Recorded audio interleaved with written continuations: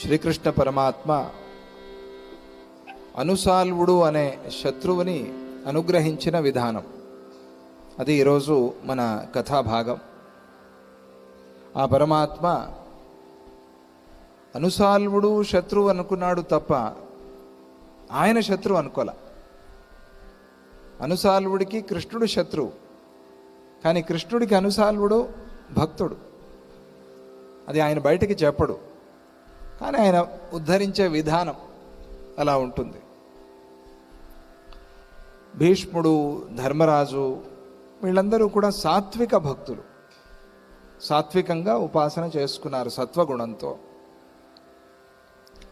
ఈ అనుసాల్వుడు లాంటి వాళ్ళందరూ కూడా ఎక్కువగా తమో గుణం, కొద్దిగా రజోగుణం, ఈ రెండు గుణాలు కలిసి ఉన్న భక్తులు వీళ్ళు. ఈ అనుసాల్వుడు తమో గుణంతో ఆ కృష్ణుణ్ణి పరమాత్మ అని తెలుసుకున్నాడు, కానీ అనుభవానికి తెచ్చుకోలేకపోయాడు. తెలిసింది అంతవరకు మాత్రమే.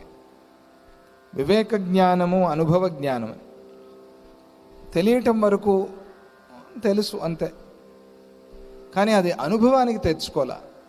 తెలిసిన దాన్ని అనుభవానికి తెచ్చుకునే ఒక ప్రయత్నం చేయాలి, లేకపోతే ఇక్కడ విన్నాం ఇటు వదిలేశాం అన్నట్టుగా అయిపోతుంది. ఇటు విని ఇటు వదిలినా ప్రయోజనం లేదు. ఇటు విని ఇక్కడికి వేసుకోవాలి, హృదయానికి వెళ్ళాలి, అప్పుడు అది అనుభవం అవుతుంది. ఆ అనుభవాన్ని పట్టించుకోలా, అనుభవించాలి భక్తిని అని అనుకోలా.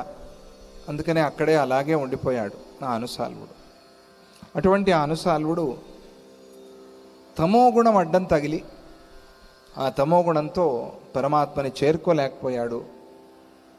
కానీ కృష్ణుడు మహిమ అంతా తెలుసు, చాలా అధ్యయనం చేశాను అని చెప్పాడు కదా నిన్న. కృష్ణుడి గురించి బాగా నేను అధ్యయనం చేశాను, బాగా తెలుసుకున్నాను.